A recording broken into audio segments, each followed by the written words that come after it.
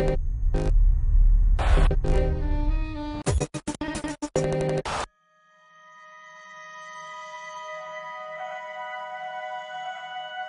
brief de départ était assez simple.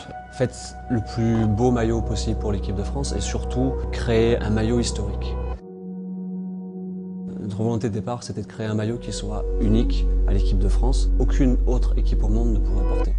C'était vraiment d'aller creuser les valeurs de la société française qu'on allait pouvoir transposer dans le maillot. Créer une construction moderne tout en étant classique. La modernité du maillot, on l'a amené tout d'abord dans une matière complètement nouvelle. Comment est-ce qu'on pouvait intégrer à cette matière cette notion d'élégance, cette sensibilité à la mode que les Français ont. Nous l'avons fait en intégrant à l'intérieur du coton, qui va permettre à la personne qui va porter le maillot, que ce soit le joueur ou que ce soit les fans de l'équipe de France, d'avoir la sensation de porter leur t-shirt le plus agréable, le plus confortable qu'ils aient, tout en ayant un produit qui permette de jouer au football dans les conditions optimales. Les matériaux que nous avons utilisés sont au top de la technologie actuelle. Un des éléments les plus importants de la silhouette, que ce soit dans l'industrie de la mode ou que ce soit sur un maillot de football, a été le col. Donc nous avons voulu le travailler de manière très élégante, très moderne, très française, dans la réalisation, dans la coupe, dans les proportions. La manière de porter un col est une manière de se différencier. C'est l'idée de pouvoir le personnaliser.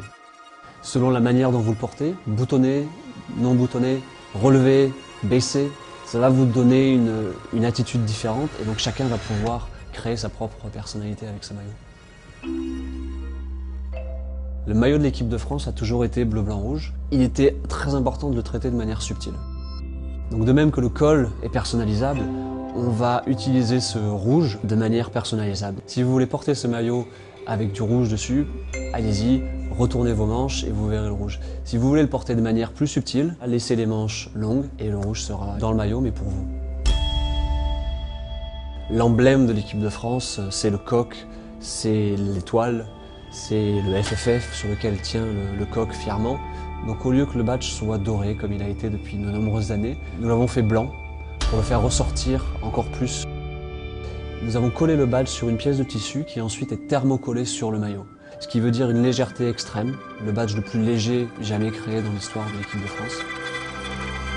On a voulu regrouper tout ça dans une phrase qui soit l'essence de l'équipe de France. Cette phrase, ça a été « Nos différences nous unissent ».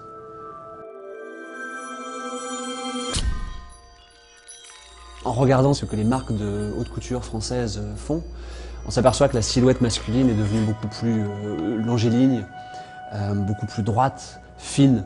Et donc c'est ce qu'on a voulu faire avec ce maillot. Nous avons ajouté cette bande comme une bande en satin que vous retrouvez sur un smoking de soirée qui allonge la silhouette qu'on va retrouver sur le maillot mais qui continue sur le côté du short pour donner cette silhouette plus longiligne, plus moderne qui va, on l'espère, marquer l'histoire de l'équipe de France.